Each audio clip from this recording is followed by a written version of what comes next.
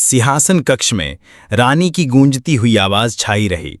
लेकिन आज तुमने अपने शर्मनाक प्रदर्शन से हमारे पूरे राज्य को नुकसान पहुंचाया है। उसका चेहरा अब सिर्फ क्रोध नहीं, एक ठंडी सजा का चेहरा बन चुका था। उसने राजदंड, जिसके ऊपरी भाग पर क्रॉस जड़ा था, सीधे इनोरी की ओर ताना। इनोरी ताकाफूजी, मैं तुम्हें इस राज्य से निष्कासित करती हूं। पूरे कक्ष में एक गहरा सन्नाटा छा गया।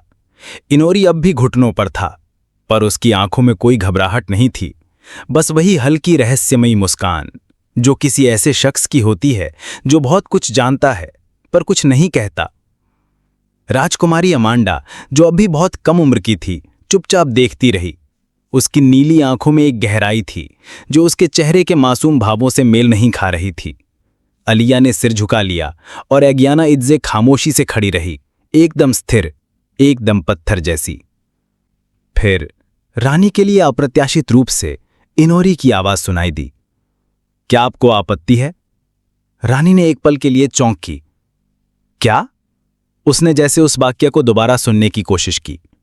मुझे आपत्ति है महारानी, इनोरी ने शांत स्वर में दोहराया।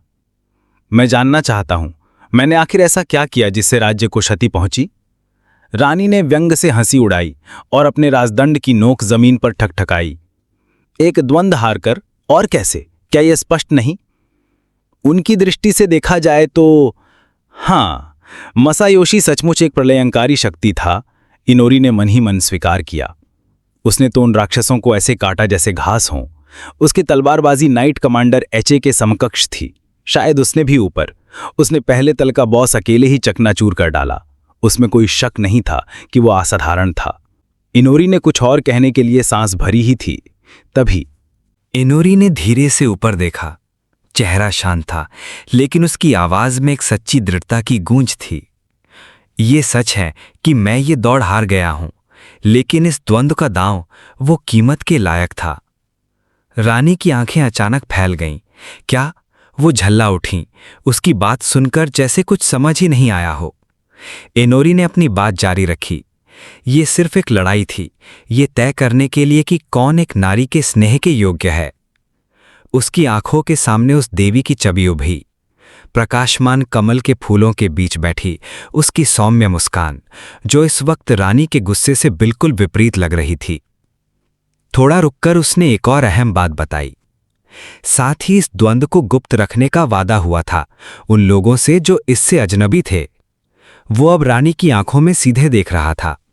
और अंत में, मैं कोई नायक नहीं हूं, बस एक आम इंसान जिसकी मौजूदगी अब तक किसी भी राष्ट्र के सामने प्रकट नहीं हुई है। उसने अपने शब्दों को नरमी और ठहराव के साथ पूरा किया। मेरे पास न ताकत है न प्रभाव जो मैं इस राइजिंग सन साम्राज्य और इसके सिंहासन को बदनाम कर सकूं। सिंहासन के पास बैठे राजा, जो अब तक चुपचाप सब सुन रहे थे, अब जरा झुककर सोच में पड़ गए। उनके चेहरे पर हल्का सा आश्चर्य छलक रहा था। अलिया चुपचाप खड़ी थी, मगर उसके गालों पर हल्की गुलाबी आभा थी। शायद उन शब्दों का असर था। लेकिन रानी, वो अडिग रहीं। नीली आंखों में अब और भी तीखापन आ गया, चेहरा पूरी तरह शाही गंभीरता में ढला हुआ। महाराज, रानी बोली, उनकी आवाज अब बर्फ जैसी ठंडी थी। फिर वो रुकी और उनके होठ सख्ती से भिज गए। इनोरी ने नजरें झुकाए बगैर अपनी बात आगे बढ़ाई। लेकिन जब मैं उस काल कोठरी में था, मैंने उसके गलियारों और कोनों को ध्यान से टटोल लिया। उसी पल दो शाही रक्षक आगे बढ़े। उनका चमचमाता कवच और सधे हुए कदमों से फर्श पर गूंजती आवाज, क्लिंक क्लिंक। उनके कंधों पर दो बड़े और भरे हुए बोरे थे। दोनों ने बेहद सावधानी से वे बोरे इनोरी के सामने रख दिए। रानी की भौहें हल्का सा उठीं। उसकी आंखों में सवाल थे, लेकिन चेहरा पूरी तरह अनजान। इनोरी अब सीधा खड़ा था, होठों पर एक हल्की सी रहस्यमयी मुस्कान। और वहीं से मुझे एक छोटा सा इनाम मिला। Russell Russell.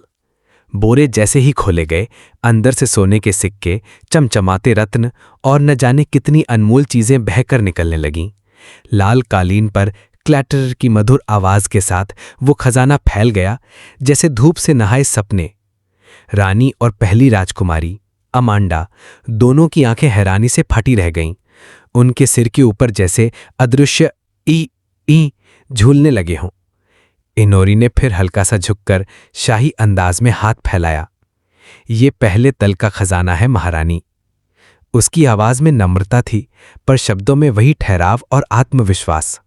मैं दौड़ में हीरो को हराने की कोई योजना नहीं बना पाया, तो उसकी जगह सिंहासन के लिए एक विनम्र भेंट लेकर आया हूं। रानी धीरे से झुकी। उसकी नजरें अब उस सोने के ढेर पर गड़ी थीं। उसने एक बड़ा सा सोने का सिक्का उठाया और उसे धीरे धीरे उंगलियों के बीच घुमाया। फिर उसके चेहरे पर एक मुस्कान उभरने लगी, धीमी लेकिन बढ़ती हुई। इनोरे की नजरें रानी की ओर उठीं, चेहरे पर एक हल्का सा स्मग भाव, मानो कह रहा हो, अब बताओ। मैंने उन्हें बड़ी आसानी से खोज निकाला, उसने धीमे पर साफ शब्दों में कहा। डिटेक्शन, मेरी ब्लेसिंग का इस्तेमाल किया। फिर सिर थोड़ा झुकाकर जैसे निष्कर्ष सुनाया। हाँ, ये द्वंद्व केवल एक बहाना था, मेरी काबिलियत साबित करने के लिए। दरबार में खड़ी अलीखा का चेहरा जैसे एक पल के लिए जम गया। उसकी आंखें खुली की खुली रह गईं, हैरानी, संदेह और थोड़ी सी चिंता, सब कुछ एक साथ। और इस तरह एक असंभव लगने वाले नतीजे ने एक चौंकाने वाली समाप्ति को जन्म दिया। वो झंझटों से भरा हीरो मसायोशी तो खुशी खुशी लौट आया, जैसे कुछ हुआ ही ना हो। मामला बंद हो गया और इनोरी, उसने अपनी जगह सुरक्षित कर ली थी, कम से कम अभी के लिए। उस रात तारों से भरे आकाश के नीचे परिंदे एक मध्यम फ्लैप फ्लैप की आवाज के साथ उड़ रहे थे और एक काली सेहरती परछाई से एक आकृति उभरी। रक्त से सना चेहरा, ठंडी आंखें और शरीर जैसे अंधेरे से ही बना हो। इनोरी था वो। ताज़ा शिकार के खून से उसका चेहरा गीला था। उसने होठों से कुछ रक्त पोंछते हुए बड़बड़ाया। अब तो निकाले जाने की चिंता नहीं रही, ऊपर से थोड़ा एक्स्ट्रा हंटिंग टाइम भी खरीद लिया। थक कर घास पर घुटनों के बल बैठ गया, एक लंबी भारी सांस। अब ये पंछी जैसे राक्षस खा खाकर जी भर गया है। वो उठ खड़ा हुआ, इधर उधर देखा। घना जंगल, एक जैसी पेड़ की कतारें, कोई दिशा नहीं। एक उलझन भरा स्वर उसके गले से निकला। फिर से ये, कसम से ये जंगल वक्त बेवक्त मेरी सेंस ऑफ डायरेक्शन के साथ खेलता है। चारों ओर निगाहें दौड़ाई। यहां बस पेड़ ही पेड़ हैं। डिटेक्शन यूज करता हूं, फिर भी मन में कुछ खटकता है, कुछ। फिर वो एकदम रुक गया। कुछ ठीक नहीं है। इनोरी के होठों पर अब भी खून की लकीर थी। वो कुछ सोच में पड़ा, माथे पर हल्की सी शिकन उभर आई। रुको, अगर मैं कोई दूसरा स्किल इस्तेमाल करूं तो? उसकी लाल आंख चमकी, गहरे जादुई चक्रों की तरंगें फैलने लगी। उसने धीरे से फुसफुसाया, demon eye of vision, true sight. अचानक हवा में झिलमिलाहट सी छा गई। एक विशाल गुलाबी बैंगनी रंग का क्रिस्टल नुमा ढांचा उसकी आंखों के सामने प्रकट हुआ, इतना बड़ा कि उसकी छाया दूर तलक फैली हुई थी। उसकी सतह पर ऊर्जा की लहरें घूम रही थी, जैसे कोई छिपा हुआ संसार धीरे धीरे जाग रहा हो। इनोरी की आंखों में एक शांत पर मुस्कुराती जिज्ञासा तैर गई। बिल्कुल सही निशाना लगाया, उसने धीरे से कहा। अब समझ में आया, कुछ तो गड़बड़ लग रही थी। शायद डिटेक्शन से ये जगह नजर नहीं आ रही थी, क्योंकि ये स्किल मुझे इस दुनिया से मिला था, लेकिन डीमन आई ऑफ विजन ये उस दुनिया से है जहां मैं पहले था। उसने थोड़ी देर उस अजीब संरचना को देखा। पता नहीं, क्या अंदर कैचोस से भी ताकतवर कोई फींड होगा? उसके होठों पर हल्की सी मुस्कान उभरी। सूरज निकलने से पहले थोड़ी जांच पड़ताल कर ही लूं, वैसे भी अगर खतरा हुआ तो टेलीपोर्ट करके भाग जाऊंगा। धीरे धीरे उसने उस चमकते हुए ढांचे की ओर कदम बढ़ाया। उसके हर कदम के साथ आसपास की दुनिया जैसे बदलने लगी। एक पल में वो एक और भी गहरे जंगल के बीच खड़ा था। सिर के ऊपर चांद की ठंडी रोशनी और उसके चारों तरफ ऊंचे ऊंचे स्याह पेड़ों की कतारें। तभी अंधेरे के गर्भ से निकलकर कुछ आकृतियां सामने आईं। भूरे काले धुंध से जैसे शरीर वाले भेड़िए, उनकी आंखों से नीली रोशनी टपक रही थी। चारों तरफ एक रहस्यमयी नीली आभा फैली हुई थी। उनके दांत तेज, नुकीले और थूक से भरे हुए थे, जैसे अभी अभी किसी शिकार पर टूट पड़ने वाले हों। इनोरी ने एक गहरी सांस ली। तो असली खेल अब शुरू होता है, जारी रहेगा।